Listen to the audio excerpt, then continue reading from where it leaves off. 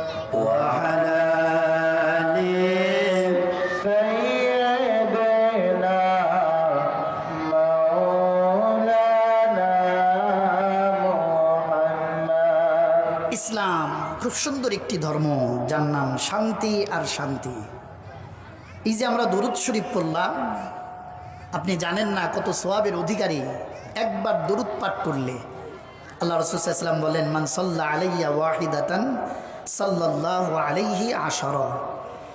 যেই ব্যক্তি আমি নবী মুহাম্মদ সাল্লাল্লাহু আলাইহি ওয়াসাল্লামের প্রতি একবার দরুদ পাঠ করে, আল্লাহ তার প্রতি 10টি রহমত নাজিল করেন। বলে সুবহানাল্লাহ। 10টা সগীরা গুনাহ আল্লাহ মাফ করে দেন। বলে সুবহানাল্লাহ। আপনি একবার দরুদ পড়তেছেন, সওয়াব কামানো খুব সহজ। গুনাহ কামানোর চেয়ে সহজ ইনকাম, সহজ একটি রাস্তা সওয়াব কামানো। কেন? মুসলমান তো তার কাজই হচ্ছে সওয়াবের গুরুত্ব দেওয়া আর পাপকে পরিহার করা। বলি ইনশাআল্লাহ।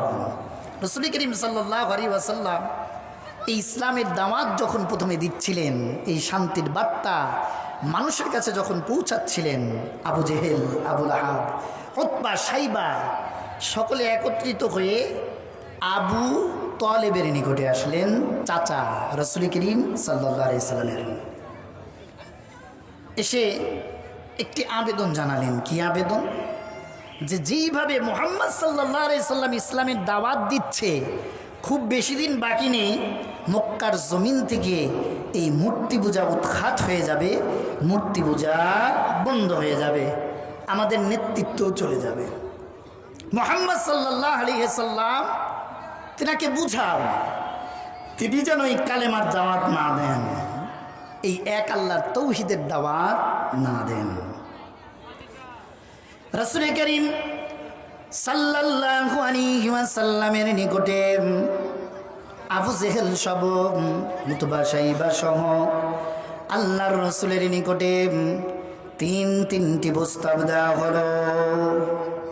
এই পৃথিবীতে মানুষ 3টা জিনিসের জন্য সবচাইতে বেশি পাগল, সবচাইতে তার আকাঙ্ক্ষা, সবচেয়ে বেশি মানুষ পাইতে চায়।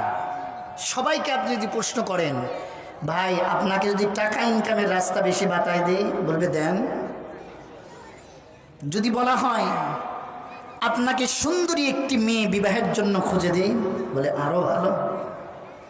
বলে এলাকার মধ্যে যদি আমরা আগে নেতা বানাই, বলে তাহলে তো কোনো কথাই নাই। এই পৃথিবীতে এই 3টা জিনিসের জন্য মানুষের সবচাইতে বেশি মারামারি, হানাহানি, কাটাকাটি, রাত নাই দিন রাত। মানুষ শুধু চেষ্টা করে যাচ্ছে ইনকাম কত বেশি বাড়বে, আর একটা সুন্দরী মেয়ে কিভাবে পাওয়া যাবে, আর দেশের বা জনগণের মধ্যে একটি নেতা কিভাবে হওয়া যাবে। নবী করিম সাল্লাল্লাহু আলাইহি ওয়াসাল্লামকে এই 3টি প্রস্তাব দেওয়া হলো। 1 নম্বর প্রস্তাব, আপনার ভাতিজাকে বলে দিবেন, মুহাম্মদ সাল্লাল্লাহু আলাইহি ওয়াসাল্লাম যদি তিনি এই মক্কার মধ্যে যতগুলো ধন সম্পদ রয়েছে, যারা যারা শিল্পপতির দর্শনের খাতায় নাম, এদের মধ্য থেকে 1 থেকে 3-এর মধ্যে প্রথম নাম্বারটা হতে চাই আমরা মক্কাবাসীরা, কাফেরেরা আমাদের যতগুলো সম্পদ রয়েছে অর্ধেক অর্ধেক করে সমস্ত সম্পদ দিয়ে মুহাম্মাদের সম্পদ আমরা ভরে দিব, তাও শর্ত হলো কালেমা ছেড়ে দিক। 2 নাম্বার, একজন পুরুষ একটি যুবক শুধুমাত্র একটা মেয়ের জন্য মাকে ভুলে যায় যিনি জন্ম দিয়েছিলেন, বাবাকে ভুলে যায় যিনি সারা জিন্দেগি মেহনত করে সন্তানকে মানুষ করলেন, মা বাবাকে ভুলে যায়, বাড়িকে ভুলে যায়, এরপরেও বলে আমি যাকে ভালোবাসি ওই মেয়েকে চাই। বাস্তব আজকে দেখবেন আপনি সবচাইতে ছেলেরা সুন্দরী মেয়ের প্রতি ক্রাশ বা আকৃষ্ট হওয়াটা স্বাভাবিক। মুহাম্মদ সাল্লাল্লাহু আলাইহি সাল্লামকে সেটাই বলা হলো, এই মক্কা নগরীর মধ্য থেকে যত সুন্দরী রমণী রয়েছে এর মধ্য থেকে সবচেয়ে সুন্দরী যেটা, সেটাকেই আমরা দিয়ে দিব। 3 নাম্বার, আমরা আবু জেহেল নেতৃত্ব রয়েছে, যদি মুহাম্মদ নেতৃত্ব চাই, নেতা হতে চাই, আমরা মুহাম্মদকে নেতৃত্ব দিয়ে দিব। নেতার চেয়ারে বসায় দিব। এই তিনটি জিনিস আমরা দিয়ে দিতে রাজি, শুধুমাত্র একটা জিনিসের বদলে। স্বর্ণ, স্বর্ণ আমরা সবাই চিনি। স্বর্ণ কি আপনি রৌদ্রে মেলে দিয়ে রাখবেন? কখনো নয়। স্বর্ণ রাস্তাঘাটে ছোট্ট ছোট্ট টং দোকানেও পাওয়া যায় না। স্বর্ণ হয় থাকে আলমারিতে, দোকানদারের শোকেসের মধ্যে বাহিরে বের করে কাস্টমার যখন চায়। কেন? এটার মূল্য বেশি।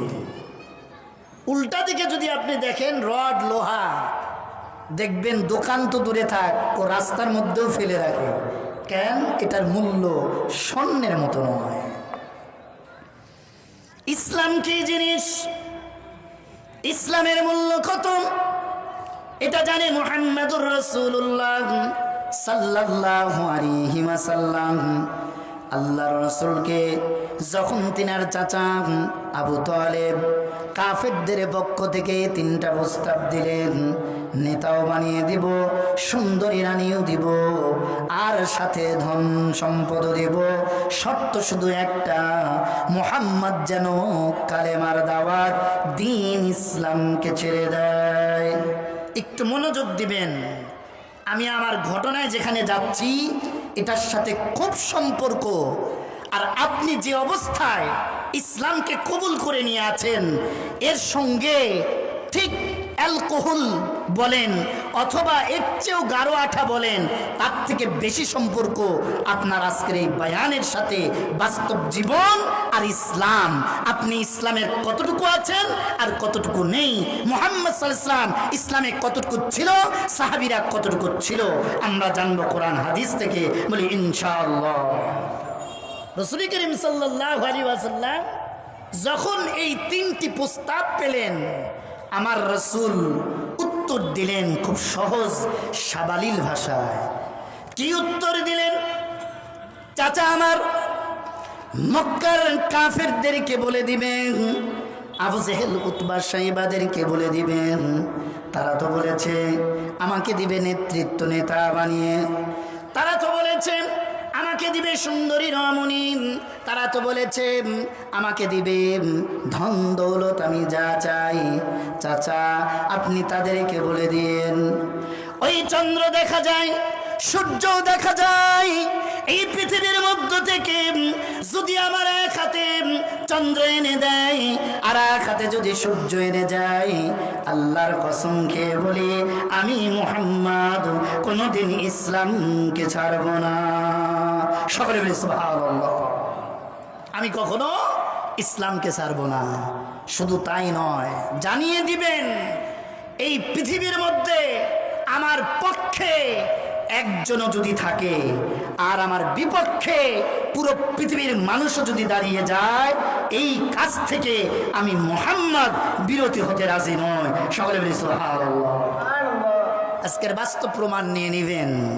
এই মাঠেই যদি আজকে কনসার্টের আয়োজন করা হতো, যদি এই মাঠেই গানের ডিজের ইন্তজাম করা হতো, এখানে শুধু যুবক আর যুবতী নয়, বৃদ্ধ আর বয়স্ক নয়, ঘরের মধ্যে যেই সন্তান অ্যান্ড্রয়েড মোবাইল আজকে হাতে পেয়েছে, ওই সন্তানও এই কাপড়ের সামনে এসে নাচনীদের সঙ্গে নাচতে থাকতো। তার কারণ আজকে আমরা ইসলামকে ঘরে রেখেছি, মাঠে নিয়ে চলে এসেছি শুধুমাত্র গান আর বাজনাকে। চিৎকার দিয়ে বলি নাউজুবিল্লাহ। নারে তাকবীর, নারে রিসালাত, নারে রিসালাত।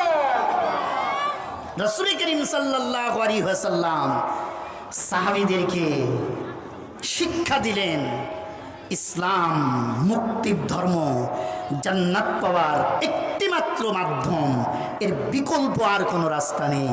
পৃথিবীতে যতই ধর্ম উদ্ভাবন হোক না কেন, আল্লাহর কাছে একমাত্র মনোনীত গ্রহণযোগ্য ধর্মের নাম হলো ইসলাম। বলি আলহামদুলিল্লাহ। আলহামদুলিল্লাহ। রাসূল করিম সাল্লাল্লাহু আলাইহি ওয়াসাল্লাম ইসলামের দাওয়াত দিতে শুরু করলেন। ইসলাম আস্তে আস্তে বিস্তার করতে শুরু করল।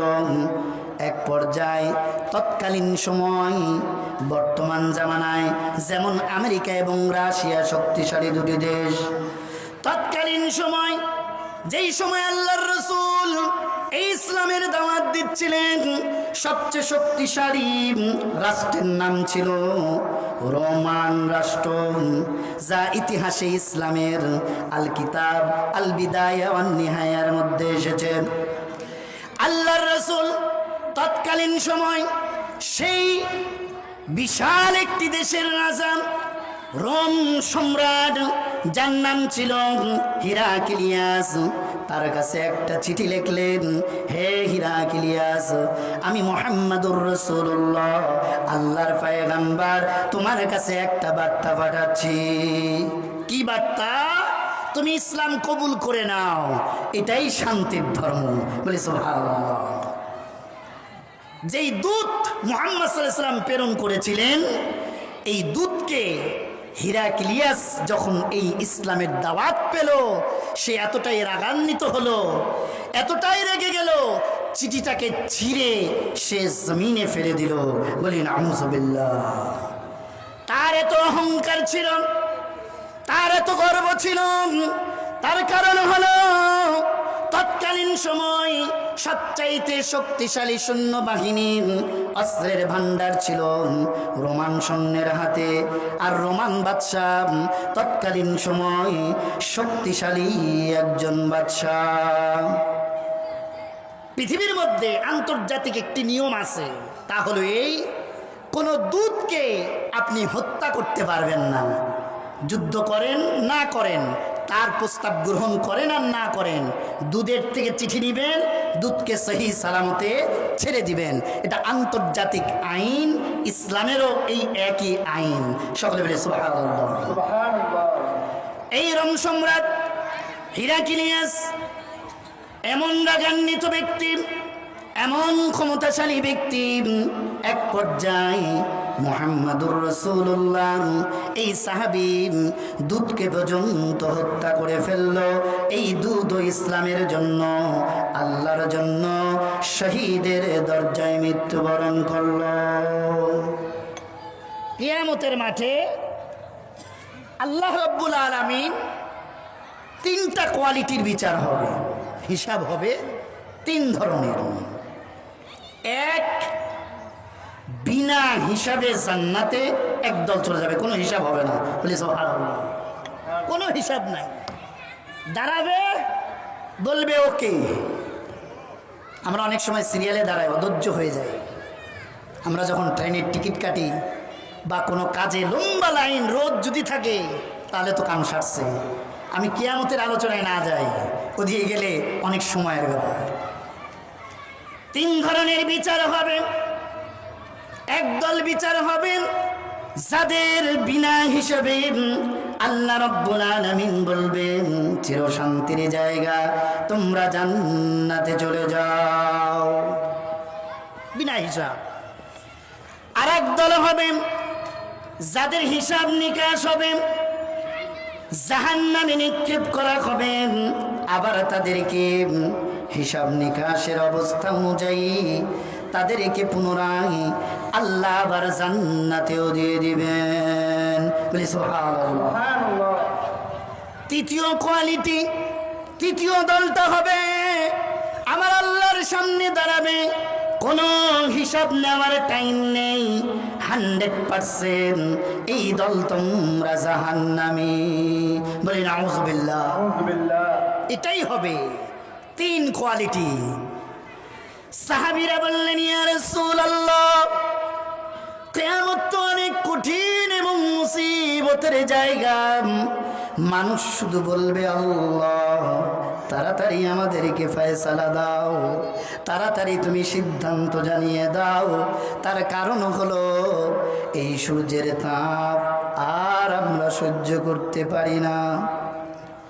প্রাণপ্রিয় ইসলামী ভাইয়েরা আমার, যুবকেরা আমার, পর্দার আড়ালের মা ও বোনেরা আমার, আজকে যারা এখানে উপস্থিত, কিয়ামতের মাঠেও আমরা উপস্থিত হব। সাহাবীরা বললেন, ইয়া রাসূলুল্লাহ, আমরা বিনা হিসাবে জান্নাত কিভাবে পাবো? আমার রাসূল বললেন, হ্যাঁ পাবে, রাস্তা আছে, আমার আল্লাহ সেই রাস্তাও খুলে রেখেছেন। বলি না সুবহানাল্লাহ। পয়েন্ট এখানে রয়ে গেল, আসবো। তো রাসূল করিম সাল্লাল্লাহু আলাইহি সাল্লামের এই দূতকে হত্যা করা হলো, তিনি শহীদ হয়ে গেলেন। রাসূল করিম সাল্লাল্লাহু আলাইহি সাল্লামের কাছে চিঠি পাঠানো হলো, আপনার চিঠিকে ছিঁড়ে ফেলা হয়েছে রোম সম্রাট হিরাক্লিয়াস, এবং আপনার দূতকে হত্যা করেছে। মুহাম্মদ সাল্লাল্লাহু আলাইহি সাল্লাম এতটাই দুঃখিত, এতটাই ব্যথা পেলেন, আমার বার্তা বাহককে হত্যা করেছে, সে হয় ইসলাম কবুল করত না করত। তার মানে হলো সেটা বুঝাতে চায় এই দুনিয়াতে তার শক্তি, তার ক্ষমতা, তার অহংকার, তার পাওয়ার তাকে মনে হয় রক্ষা করবে, তার উপরে আর কেউ নেই। মুহাম্মদ সাল্লাল্লাহু আলাইহি ওয়াসাল্লাম সাহাবীদেরকে একত্রিত করলেন।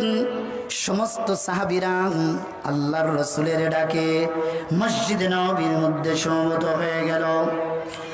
আল্লাহর রাসূল বললেন, সাহাবী আজমাইনগণ, আমি রোমের বাদশাহ হিরাক্লিয়াসকে ইসলামের দাওয়াত দিয়ে প্রেরণ করেছি, বার্তা বাহককে সে হত্যা করেছে, ইসলামকে সে কবুল করেনি, আমি তার বিপক্ষে অবস্থান নিতে চাই, তোমরা তোমাদের মতামত পেশ করো।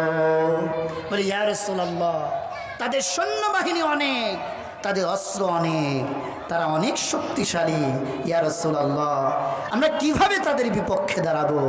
রাসূল করিম সাল্লাল্লাহু আলাইহি সাল্লাম বলেন, যেই ব্যক্তিরা ইসলামের পক্ষে দাঁড়ায় ওই ব্যক্তিদের পক্ষে স্বয়ং আমার আল্লাহ দাঁড়ায়। বলি সুবহানাল্লাহ। আল্লাহর রাসূল বললেন, সিদ্ধান্ত দিয়ে দিলেন, সাহাবী আজমাইনগণ 1000 কিলোমিটার দূরে মুতার প্রান্তরে আমরা যুদ্ধে যাব, আজকে বার্তা পাঠিয়ে দিব, যুদ্ধের জন্য তোমরা প্রস্তুতি নাও। সবাইকে এই আদেশ আল্লাহর রাসূল দিয়ে দিলেন।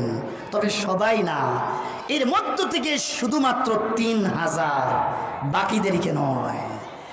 রাসূল করিম সাল্লাল্লাহু আলাইহি ওয়াসাল্লাম সঙ্গে সঙ্গে বললেন, আইনা যায়েদ বিন হারিস তালিলা গুনাম, আমার পালক সন্তান যায়েদ বিন হারিস কোথায়?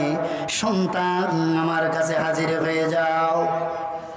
যায়েদ বিন হারিস দু হাত উঠিয়ে বলেন, লাব্বাইকা ওয়া সাদাইকা ইয়া রাসূলুল্লাহ, হে রাসূল, আপনার জন্য আমি উপস্থিত। আল্লাহ রাসূল বললেন, যায়েদ বিন হারিস, মুতার প্রান্তরের এই যুদ্ধের সেনাপতি আমি নিয়োগ করব।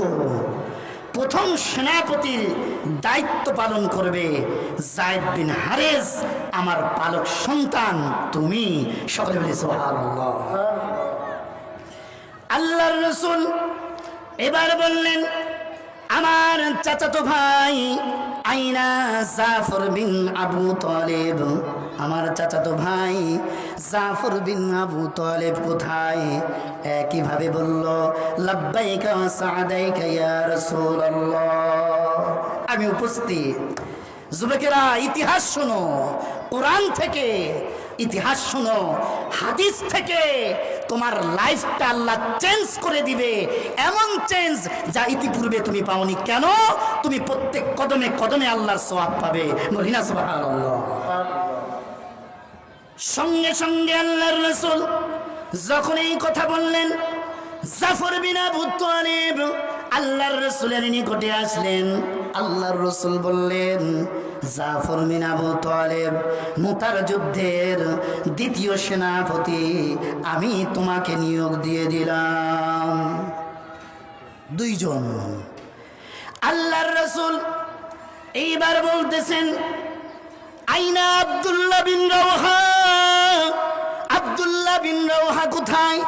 বলে লাব্বাইকা সাদাইক ইয়া রাসূলুল্লাহ, আমি উপস্থিত।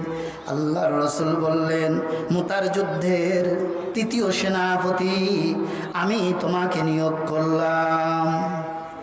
আপনাদের কাছে প্রশ্ন, যুদ্ধের সেনাপতি লাগে কয়জন? একজন। আল্লাহর রাসূল সেনাপতি নিয়োগ করলেন 3 জন। নিশ্চয়ই এখানে কোনো রহস্য রয়েছে। একজন না বলে মুহাম্মদুর রাসূলুল্লাহ 3 জনের কথা উল্লেখ করেছেন। আল্লাহর রাসূল বললেন, যায়েদ বিন হারিস, আমার পালক সন্তান, তুমি তোমার মায়ের থেকে বিদায় নিয়ে নাও, যুদ্ধের ময়দানে রওনা হবে। যায়েদ বিন হারিস বলেন, ইয়া রাসূলুল্লাহ সাল্লাল্লাহু আলাইহি ওয়াসাল্লাম, আমার পিতা হলেন আপনি, এখানে উপস্থিত রয়েছেন, আর আমার আম্মা জান আয়েশা সিদ্দিকা রাদিয়াল্লাহু তাআলা আনহা পর্দার আড়ালে রয়েছেন। আপনি যেই ঘোষণা দিয়েছেন, যেই সিদ্ধান্ত দিয়েছেন, আম্মা জান সেটাও শুনেছেন। সুতরাং আমার আর বাহিরে যাওয়ার প্রয়োজন নেই, আমি যুদ্ধের প্রস্তুতি এখন থেকেই নিলাম। সকলে বলি সুবহানাল্লাহ। জাফর বিন আবু তালিব, আল্লাহর রাসূল বললেন, জাফর বিন আবু তালিব, এবার তুমি রওনা হয়ে যাও, স্ত্রী ছেলে মেয়ের থেকে বিদায় নিয়ে মদিনার মসজিদে নববীতে চলে আসো। জাফর বিন আবু তালিব এবার রওনা হয়ে গেলেন আপন ঘর বিবির কাছে, ছেলে মেয়ের কাছে। জাফর বিন আবু তালিব যাই বলতেছেন, স্ত্রী তুমি কোথায়, তুমি কি করো?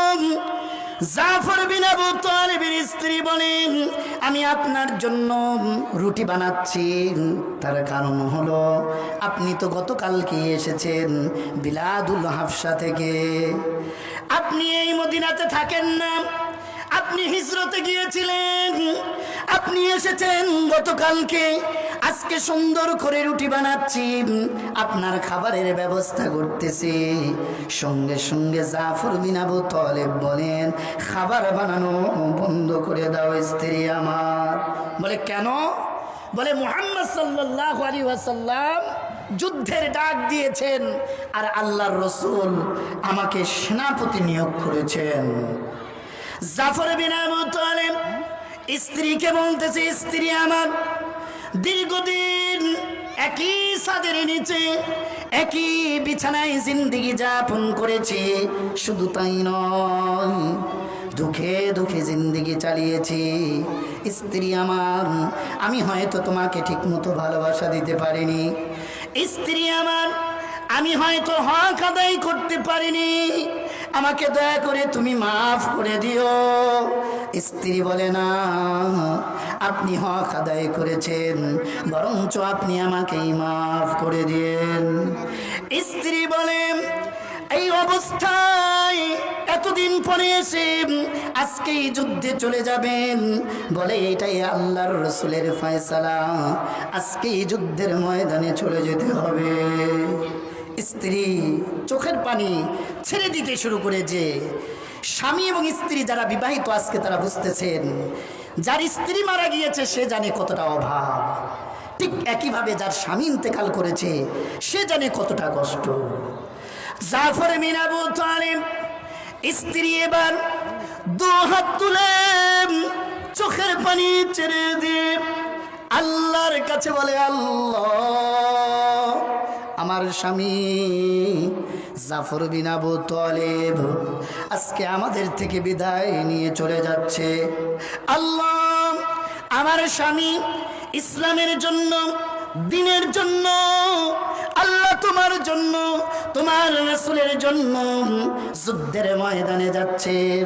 আমার স্বামীকে যুদ্ধে বিজয় দান করে গাজী বানিয়ে আমাদের মাঝে সহি সালামতে ফিরিয়ে আনিও। জাফর বিন আবু তালিব তরোয়ালটা হাতে নিয়ে স্ত্রীর হাতে উল্টো দিকে আঘাত করে বলতেছেন, স্ত্রী আমার, উল্টো দোয়া করো না, আমার আগেও একজন সেনাপতি আল্লাহর রাসূল নিয়োগ করেছেন, আমার পরেও একজন সেনাপতি। স্ত্রী জেনে নাও, আমি জাফর বিন আবু তালেব মুতার যুদ্ধ থেকে জীবিত ফিরে আসার কোনো সুযোগ নেই। আল্লাহু আকবার। স্ত্রী আর চোখের পানি ধরে রাখতে পারে না। আজকে তাহলে আমাদের শেষ দেখা। জাফর বিন আবু তালেব বলে, হাম আজকে আমাদের শেষ দেখা। তবে স্ত্রী আমার, আজকে তুমি যুদ্ধে যাওয়ার অনুমতি দিয়েছো আল্লাহকে ভালোবেসে। ওই জান্নাতের সিঁড়িতে আমি দাঁড়িয়ে থাকবো, স্ত্রী তোমার অপেক্ষায়। বলি সুবহানাল্লাহ। কেমন স্বামী, কেমন স্ত্রী! নিজের স্ত্রীকে নিয়ে আজকে চিন্তা করেন। যে স্ত্রী নিয়ে আপনি সংসার করেন, সেই স্ত্রী আপনার ইসলামের কাজে কতটা সহযোগিতা করতেছে। আর জাফর বিন আবু তালেব তিনার স্ত্রী স্বামীকে ইসলামের কাজে কতটা সহযোগিতা করতেছে। জাফর বিন আবু তালেব রওনা হলেন। পিছন থেকে ছোট্ট দুটি সন্তান, এক ছেলে এক মেয়ে, বাবার জুব্বাটা পিছন থেকে ধরে ফেলেছে। বাবা, এতদিন পরে আমাদের মাঝে এসেছো। ও আমার বাবা, তুমি তো সব সময় আমাদের থেকে দূরে থাকো, এতদিন পরে এসেছো। বাবা আমার, একটু আমাদেরকে বেড়াতে নিয়ে যাও, আমাদেরকে একটু ঘুরতে নিয়ে যাও। সবার বাবা ঘুরতে নিয়ে যায়, আমাদের বাবা তুমি কেন ঘুরতে নিয়ে যাও না? সন্তানগুলোকে বুকে নিয়ে চোখের পানি ছেড়ে দিয়ে বলে, সন্তান আজকে তোমাদের বাবাকে বিদায় দিয়ে দাও। আর কোনোদিন এই বাবাকে তোমরা দেখবে না, তোমরা মায়ের সঙ্গেই থাকবে, মায়ের কথা শুনবে, মায়ের সঙ্গে থাকবে। আমি বাবা ইসলামের জন্য বেরিয়েছি, সন্তানেরা আমাকে ছেড়ে দাও। ছোট্ট ছোট্ট সন্তান, তারা কি আর মানে? বাবার কাপড় আর ছাড়ে না। হায় রে মুসলমান! সাহাবী জাফর বিন আবু তালেব স্ত্রীকে বলতেছেন, স্ত্রী আমার, সন্তানগুলোকে দয়া করে নাও। স্ত্রী কবুতর জবাই করলে যেই রকম ছটফট করে, একইভাবে সেই রকম ছটফট করে সন্তানগুলোকে নিয়ে বুকের মধ্যে ধরে নেন। জাফর বিন আবু তালেব বলে, আমি বাবা হয়ে ওসিয়ত করে যাচ্ছি, স্ত্রী আমার, আমার সন্তানকে আমার মতোই তুমি তৈরি করবে, আমার সন্তানকে দিন শিক্ষা দিবে, আমার সন্তানের কলবের মধ্যে আমার আল্লাহর ভালোবাসা শিক্ষা দিবে, আমার রাসূলের ভালোবাসা শিক্ষা দিবে। আমি বাবা যেমন ইসলামের জন্য এইভাবে ত্যাগ তিতিক্ষা করতে পারি, আমার সন্তানও যেন ভবিষ্যতে এমন হয়। একটি প্রবাদ বাক্য রয়েছে, গাছ যেমন ফল তার তেমন হয়। আজকে আপনার সন্তানকে নিয়ে আপনার চিন্তিত হতে হবে না।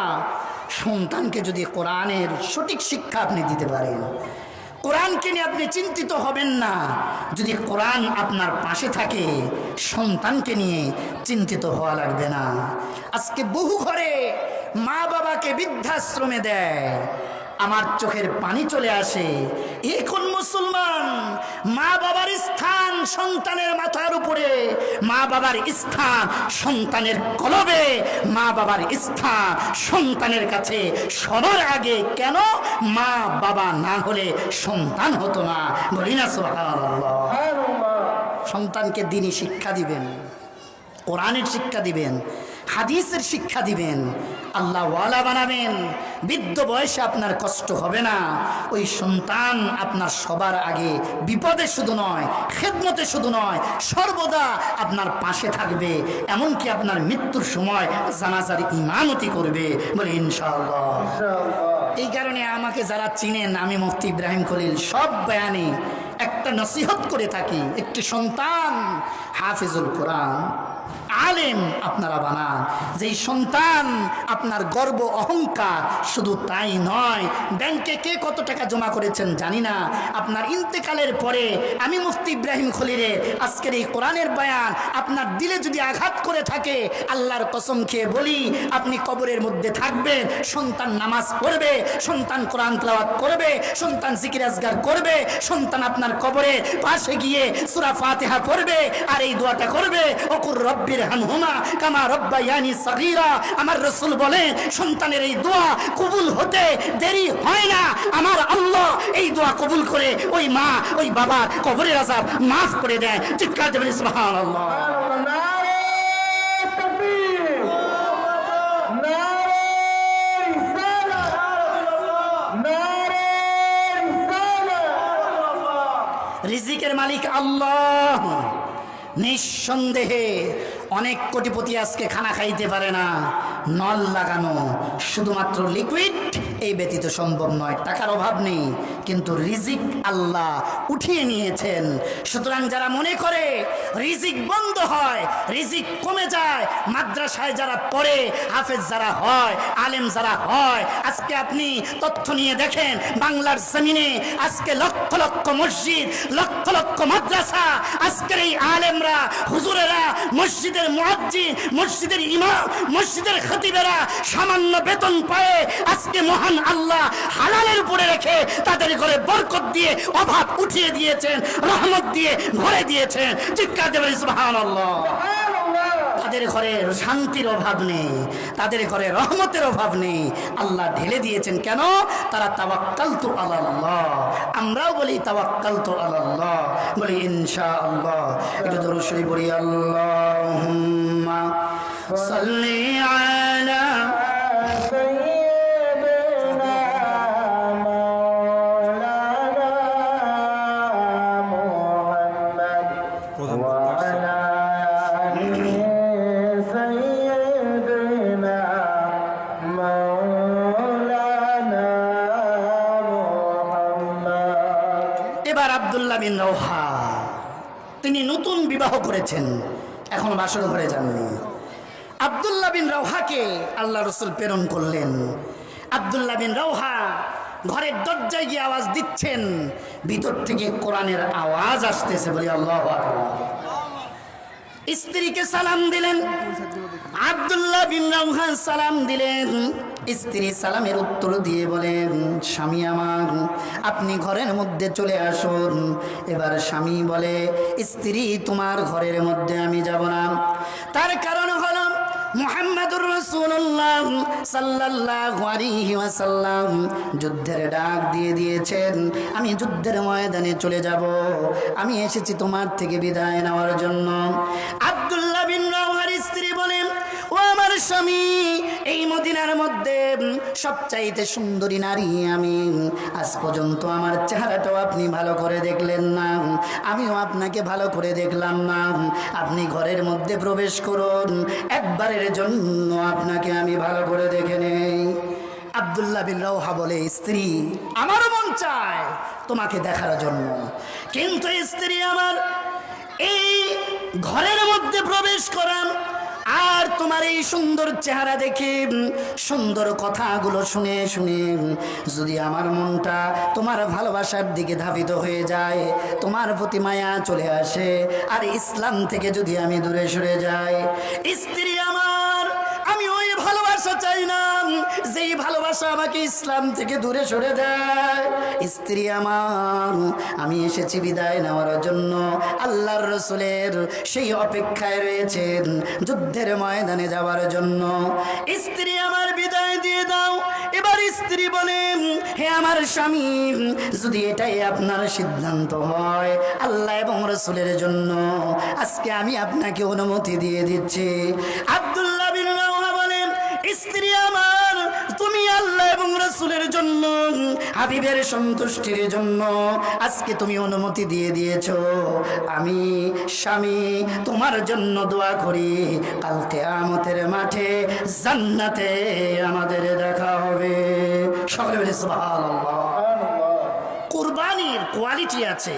কুরবানি তখনই আপনি পারবেন যাকে আপনি সবচাইতে জান দিয়ে প্রাণ দিয়ে যাকে আপনি সবচেয়ে বেশি ভালোবাসবেন তার জন্যই আপনি জান দিতে পারবেন।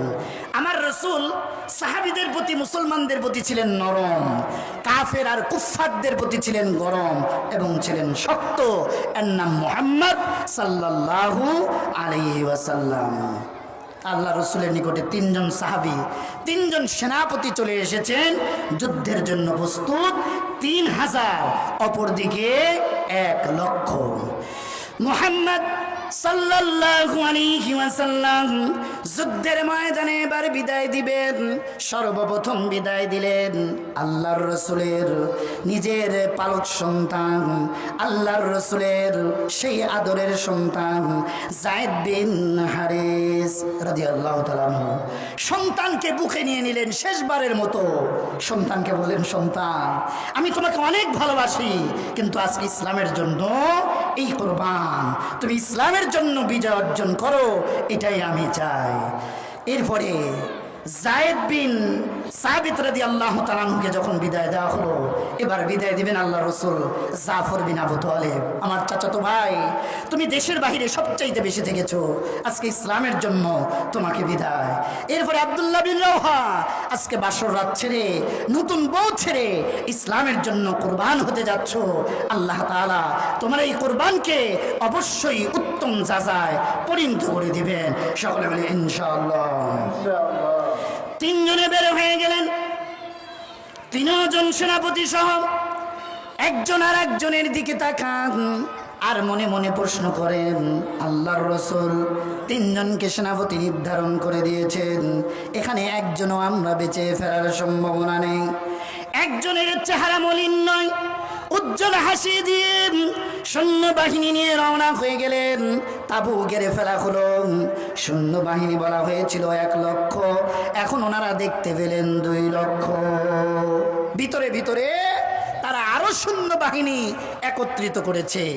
রাসূল করিম সাল্লাল্লাহু আলাইহি ওয়াসাল্লামের মতো যাদের কলবের মধ্যে ঈমান রয়েছে আর যারা প্রকৃত মুসলমান বিধর্মীরা তাদেরকে ভয় পায় সবচাইতে বেশি। সাহাবীদের মধ্যে আলোচনা শুরু হলো। আমরা বলেছিলাম 1 লাখের বিপক্ষে দাঁড়াবো, আজকে রোমান সৈন্য 2 লক্ষ দাঁড়িয়েছে। সুতরাং এই অবস্থায় কিভাবে আমরা এই যুদ্ধের মোকাবেলা করব? কেউ বললেন রাসূল করিম সাল্লাল্লাহু আলাইহি ওয়াসাল্লামের নিকটে চিঠি প্রেরণ করা হোক, আল্লাহর রাসূল উত্তর পাঠিয়ে দিক, আমরা কি করব সিদ্ধান্ত তিনি জানান। আব্দুল্লাহ বিন রওহা দাঁড়িয়ে গেলেন, বললেন, সাহাবী আজমাইনগণ, আমরা এসেছি আল্লাহর দ্বীনের জন্য, রাসূল আমাদেরকে প্রেরণ করেছেন। মুসলমান যুদ্ধের মধ্যে এসে বিপক্ষের সৈন্যবাহিনীর উপরে যুদ্ধের ফলাফল নির্ভর করে না, অস্ত্রের উপরে যুদ্ধের ফলাফল নির্ভর করে না, বরঞ্চ মুসলমানের যুদ্ধের ফলাফল নির্ণয় করেন আল্লাহ। বলি সুবহানাল্লাহ। সমস্ত সাহাবীরা দাঁড়িয়ে গেলেন এবং তারা বললেন, আব্দুল্লাহ বিন রওহা, আজকে আমরা বলবো আমিরুল মুমিনিন, আজকের এই যুদ্ধের নেতৃত্বে আপনারা আছেন। আল্লাহর কসম খেয়ে বলি, ইসলামকে জিন্দা করার জন্য, ইসলামকে দাঁড় করার জন্য, আল্লাহ এবং রাসূলের জন্য শেষ বিন্দু পরিমাণ একজনও যদি আমরা বেঁচে থাকি এই যুদ্ধের ময়দান থেকে, বিন্দু পরিমাণ পিছপা হব না, পিছপা হব না। চিৎকার দিয়ে বলি সুবহানাল্লাহ।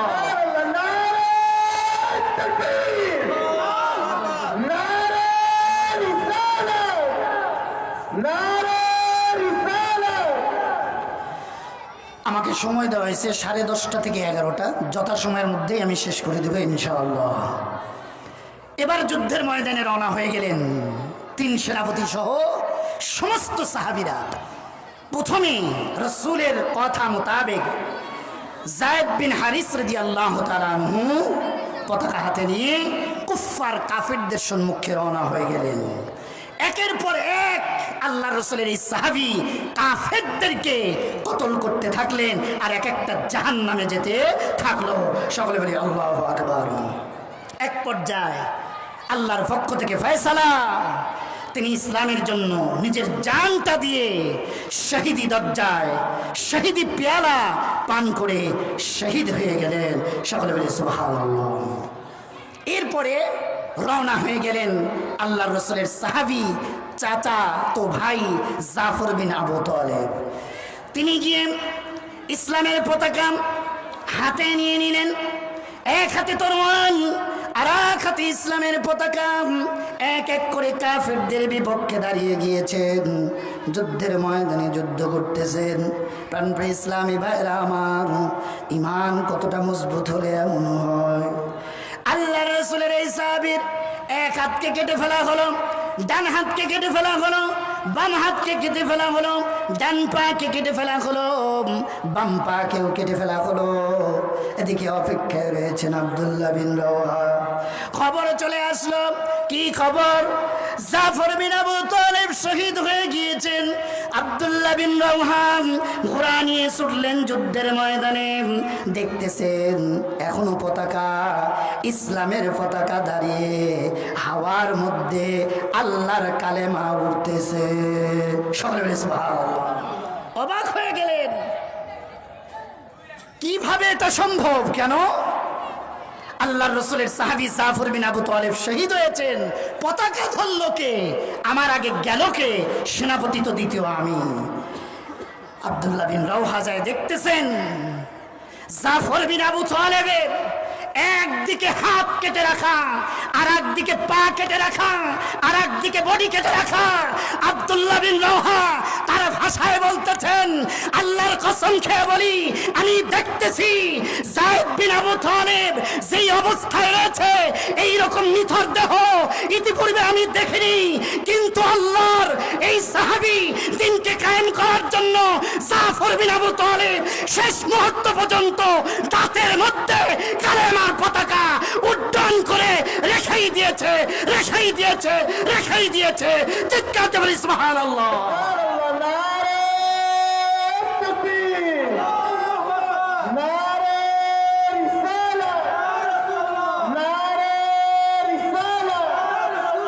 মৃত্যুর পরে যেই সাহাবী কালেমাকে জমিনে পড়তে দেয় না, তার ভালোবাসা ইসলামের জন্য কতটুকু, আমার আর আপনার ভালোবাসা ইসলামের জন্য কতটুকু কম্পেয়ার করবেন, তাহলে হিসাব মিলে যাবে।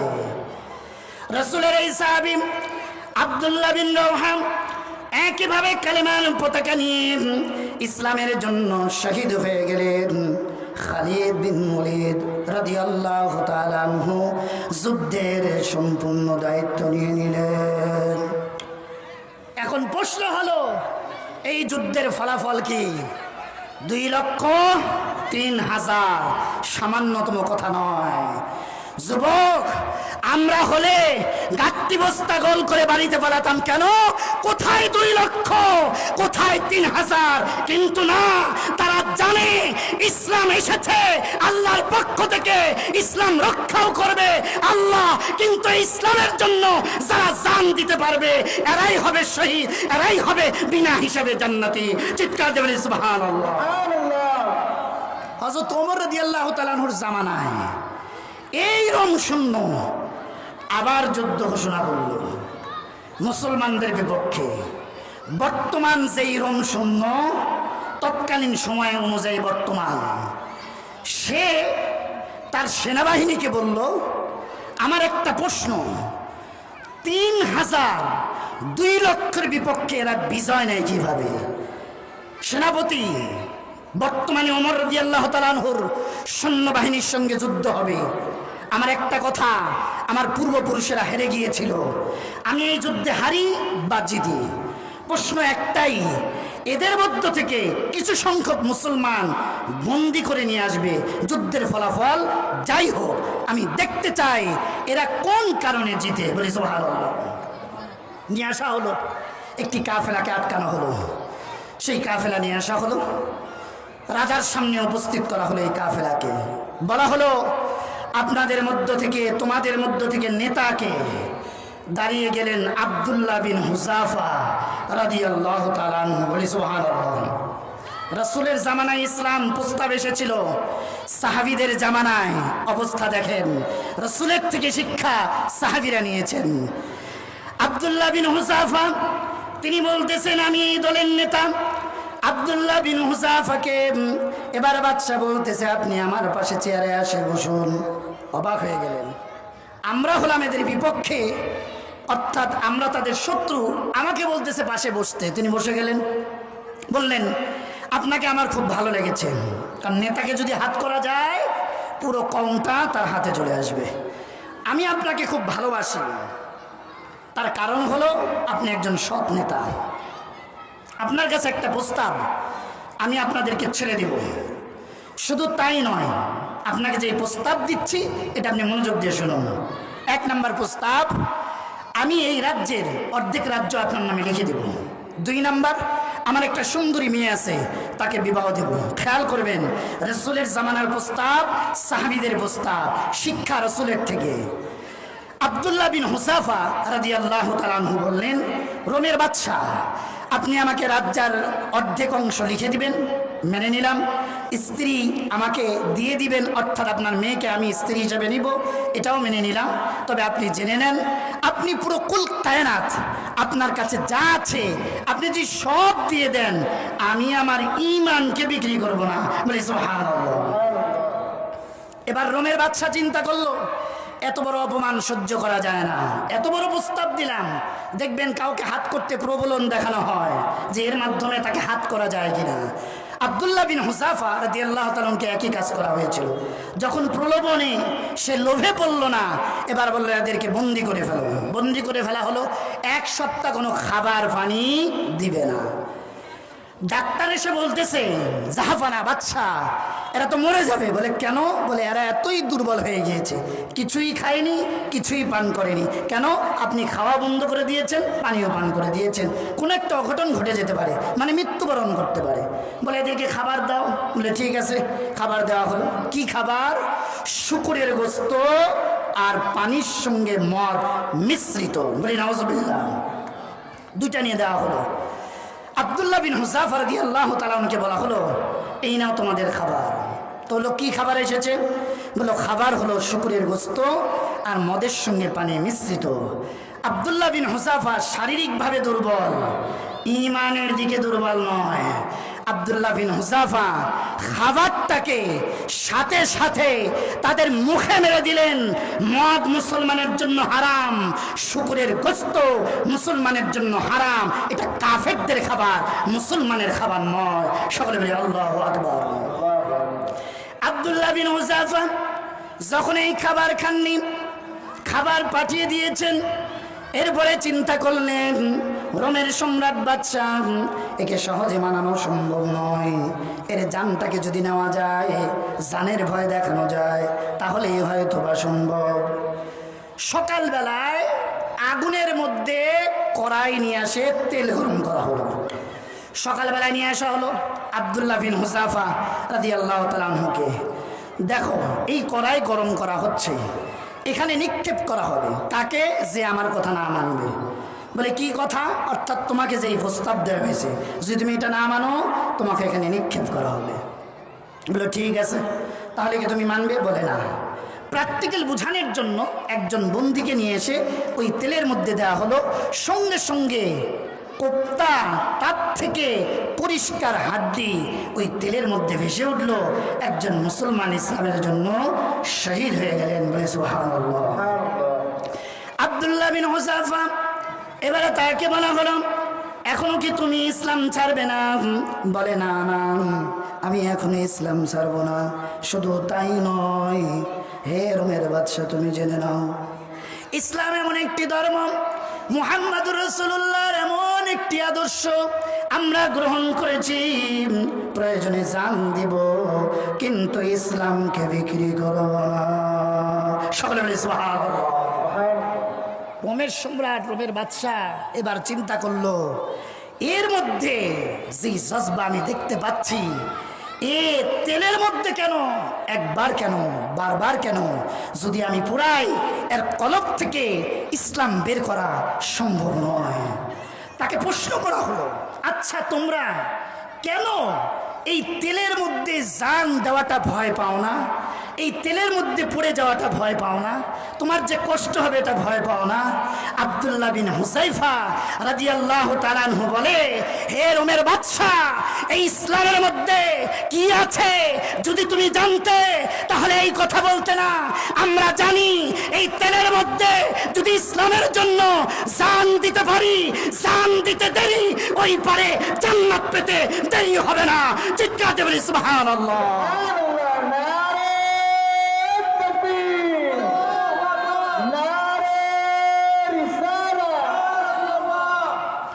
এখন প্রশ্ন হলো, আমরা এখন এটা পারি না কেন?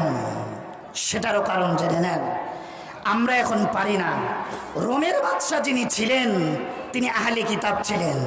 তিনি জানতেন মানুষের মধ্যে, মুসলমানের মধ্যে যদি হারাম ঢুকিয়ে দেওয়া হয় তাহলে তার ঈমান দুর্বল হয়ে যায়। যেমন দেখবেন একজন মদ যে নেশা করে বা ইয়াবা খায় বা বাবা খায় বা গাঁজা খায়, আমার পুরো হায়াতে আমি দেখিনি কোনোদিন এই নেশাখোর চোখ তুলে কথা বলে। ও হুজুরদেরকে দেখলেই চোখটাকে নিচু করে, তার কারণ ও জানে আমি জমিনের মধ্যে বড় অপরাধ করেছি, আল্লাহ করে দিয়েছে হারাম এটা আমার মধ্যে। আমি যদিও মুসলমান আমার ঈমান দুর্বল, আমি যদিও মুসলমান আমি নেশা করি, আমি যদিও মুসলমান আল্লাহর বিধান লঙ্ঘন করেছি, আমি যদিও মুসলমান রাসূলের আদেশকে অমান্য করেছি, তার ঈমানটা দুর্বল হয়ে যায়। বলি নাউযুবিল্লাহ। সমাজের মধ্যে সুদখোরের অভাব নেই। আজকে দেখবেন একটা টং দোকান যদি শুধু খোলেন, তারও দেখবেন সুদে আসা সমিতি অথবা কোনো সমিতি থেকে টাকা নিয়ে নেয়। দেখবেন ওই দোকানের মধ্যে বরকত তো দূরে থাক, এই ব্যক্তি নামাজও পড়ে, জুমায় অংশগ্রহণ করে, ঈদের নামাজেও যায়। আজকে তার ঈমানটার কি অবস্থা? ওই অবস্থা আব্দুল্লাহ বিন হুযায়ফা, তাকে যেভাবে হারাম খাওয়ানো হতো, বর্তমান জামানায় ইহুদিরা সুন্দর টেকনিক করে প্রত্যেক ঘরে ঘরে আজকে তারা ঢুকিয়ে দিয়েছে সুদের ব্যবসা। আরে যারা সুদের ব্যবসা করো, 1 টাকা নয় লক্ষ টাকা দিয়েও যদি বাইতুল মুকাররমের মতো মসজিদ বানিয়ে দাও, তোমার টাকার মূল্য আমার আল্লাহর কাছে নেই, আল্লাহর কাছে নেই। হারাম তোমার উপার্জন। বলে নাউযুবিল্লাহ। খেয়াল করবেন, এই দুটাকে আমাদের মধ্যে ঢুকিয়ে দেওয়া হয়েছে ঈমানকে ধ্বংস করার জন্য। আল্লাহর কসম খেয়ে বলি, বাংলার জমিনে একদিন ইসলাম প্রতিষ্ঠিত হবে ওই মুসলমানদেরকে দিয়ে যারা সুদের মধ্যে যাবে না, ওই মুসলমান যারা ঘুষের মধ্যে যাবে না, ওই মুসলমান যারা মদের মধ্যে যাবে না। আজকে বিশ্বকে জানিয়ে দিতে চাই, নেতানিয়াহুকে জানিয়ে দিতে চাই, ফিলিস্তিনের মুসলমানদেরকে যতই অত্যাচার করা হোক না কেন, রাশিয়ার মুসলমানদেরকে যতই অত্যাচার করা হোক না কেন, কাশ্মীরের মুসলমানদেরকে যতই অত্যাচার করা হোক না কেন, এই পৃথিবীতে ইমাম মেহেদী আসবে, এই পৃথিবীতে ঈসা আলাইহিস সালাম আসবে। আবার ইসলাম মুসলমানদের হাতে, ক্ষমতা মুসলমানদের হাতে, হালাল উপার্জন দিয়ে। ঠিক না বেঠে? আমরা আজকে এখান থেকে একটাই মেসেজ দিব, হারাম ছেড়ে দেন, রহমতের চাদরে ঢুকে আসেন, হালাল উপার্জন করেন। মরতে তো একদিন হবেই, এই পৃথিবী থেকে আমাদেরকে মরতে হবে। যদি মরতেই হয় রাস্তায় না মরে, অসুস্থ হয়ে না মরে, অন্য কোনো অ্যাক্সিডেন্টে তুফানে না মরে, আসুন আজকে থেকে কসম খান, যদি প্রয়োজন হয় এই বাংলার জমিনে আমার আল্লাহ আমার রাসূলকে যদি কেউ কটূক্তি করে, এই ইসলামের বিপক্ষে দাঁড়ায়, এটা প্রতিবাদ করানোর জন্য যদি কখনো ডাক আসে, প্রয়োজনে রাস্তায় নেমে, রাজপথে নেমে কে কে জান দিতে প্রস্তুত আছে হাত উঠিয়ে দেখা। নারায়ে তাকবীর, নারায়ে রিসালাত। আল কোরআনের আলো, ইসলামের আলো, দ্বীন ইসলামের আলো, আহলে সুন্নাত ওয়াল জামাতের আলো। আলহামদুলিল্লাহ। বলছিলাম ফেরেশতা ডানে আছে কি নাই? আজকের রেকর্ড থাকলো কি থাকলো না? যদি ওয়াদা আপনার পাক্কা থাকে আর যদি ইসলামের জন্য জান দিতে পারেন, আল্লাহর কসম কিয়ামতের মাঠে বিনা হিসাবে সাহাবীদের সাথে আমরাই জান্নাতে যাব। বলি ইনশাআল্লাহ। সকলের দরুদ শরীফ পড়ি আল্লাহুম্মা